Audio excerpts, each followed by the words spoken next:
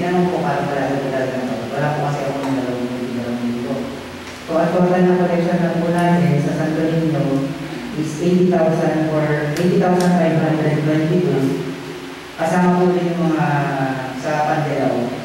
Naka-account po siya as donation. And then yung expenses po is 47,133.27. Ang mga naging expenses po natin ay since last year po, yung sa banda, pakain po sa banda, umili po tayo ng drum mallet, power bank, LED lights, nasa 3,000 po yun. Plus mostly po, yung Pandelao din po yung pumasok na kwento po na malaki. Pinasisi po yung pag-ibig po ng Pandelao. Dahil intended po yung donation na yun para sa Pandelao. Ang natira po natin balance ay 33,338.0 po yung sa akin. Ano po yan? Ipapasok pa rin po ba yan sa finance? Okay, sir. Walay na... Yung dating mo ginagawa, di ba? Pinapasok din naman pagka... Ayun din pa po. Kasi dito, ang nag-usapan niya, kasi yung pondo niya, gagamitin din niya sa... Pero pwede ipasok. Lahat ng pinapasok sa finance, may ano siya, Pwede naman ipasok na lang. Pasok na lang. Ako hindi naman po nagagalaw ito. Oo. Hindi lang po yun. Pwede naman ipasok na rin. Para lang may sarili naman sa legal eh. Kapawit ako na po. Tapos yung pag halimbawa po yung nagawin na bigay po ng Pandelao, ipamasok pa rin po natin yun. O pwede na rin na po yun as expense natin. Monthly ang reporting yung ano. Ano yan? Akin po. So parang mag-re-record na po. Oo. Halimbawa, ngayon, na-edit ba ko sa pinasok ng kita. So, natira ka ng kalulunan mo. Yun ang gagawin mo. Para lang ma-account lahat natin sa finance. Ate, yung sa... Ate, di ko na si Pudong, nagkakaroon pa doon sa altar. Kaya ng kayo,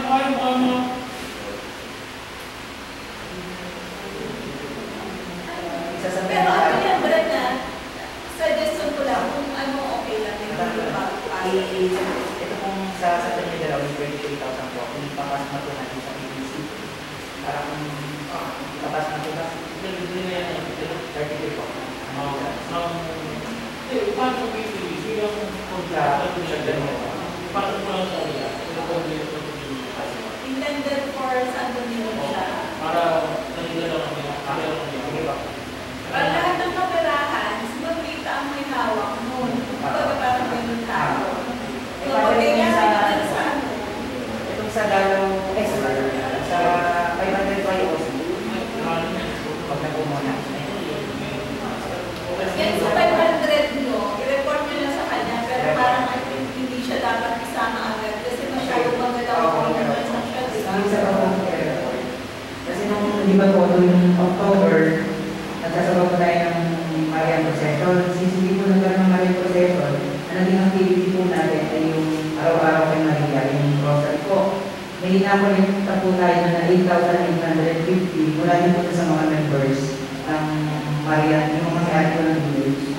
8,850 po yung naging donation po nila sa kanila, yung araw-araw na intention po din sa pagdarasal. At may expenses po na 2,500. Kasama po yung mga pinagay po ng Manila. Saka yung naging expense po yung nakaraan na hindi po natuloy na Marian. Eh na culmination activity ng Rosel. Pinatira po ng 7,300. Father, ang pwede po bang maging banda po ito para kung itutuloy po natin din sa Delaw, sa PESA. Kasi Father, ito po ay galing din po sa mga members po sa Marian. Hindi po sa Marian Procession po. Sa Uralia po. Parang yung ito po ako. Pinatira po ng 7,350. Kung pwede po, ito na po yung magiging panimula po sa pyesa po ng Delaw. Kasi kung tutuloy po natin yung motor gate kasi ibang hindi po natuloy. Pero na po tayo yung para sa motor gate. Para sa Pinoy, Diba sa naging last po natin sa Pagpilihan, tuloy po yung Grand Maria Motor Gate. Kasi pyesa po ng Delaw. Kaya hindi po natin mapapala. napalabas na? Ilalabas sila po. Nakikinig po sa akin ng ito. Kung na-account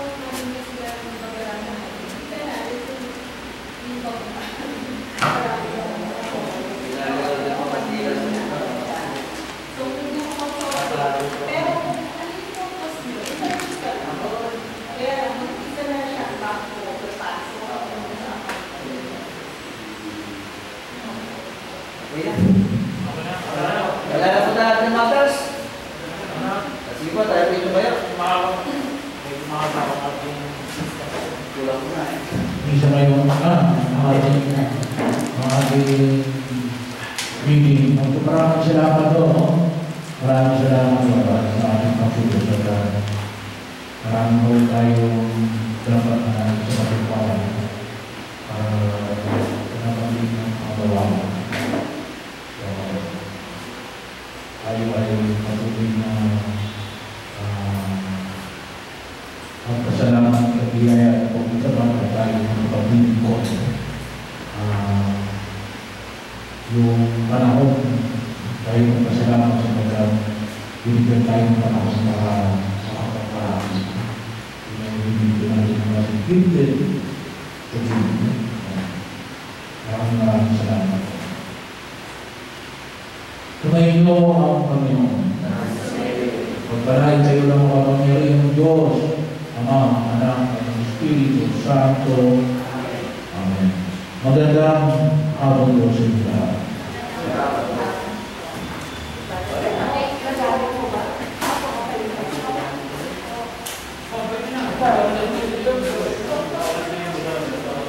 Ilalagay ko naman.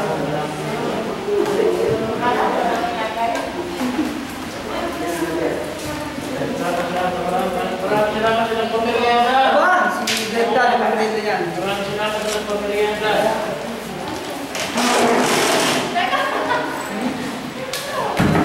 Hindi rin pa sa simbahan ba? Ha? Hindi ko kasi ilaw. Di ba bukas ang ilaw?